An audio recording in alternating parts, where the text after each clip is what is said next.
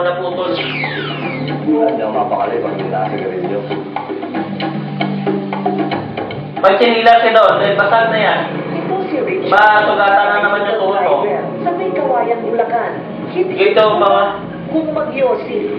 Sunog baga. Pag sinilas ka, Tapos maya eh.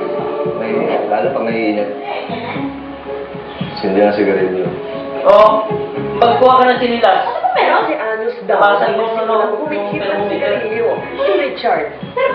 Oo. Daw ng kanyang Baka kung yung paas yung yan, may Sa bubog isang dyan. araw, ang kanyang nauubos.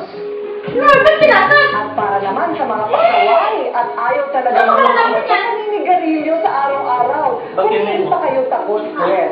Kung sinigas ka, Sa pagkakataong ito, huwag kang tumakbo dyan. takot na kayo talaga. Ihinto na daw ang pagyoyosi. Now na! Kung hindi, ito ang maaaring kahinatnan ng inyong mga baga. Ayan po, ang baga na ito, ganyan yan ay kulay ng flesh. Wag mo Ay, ito, hingin. ng tao. Pero nakita po Nare-record. na itim ang baga. At ang may-ari po ng baga na ito na punong-puno ng uso Yak. ay namatay. Oh, that's Hindi pa dirty. nagkakaroon Yak, ang laki. ng anyos.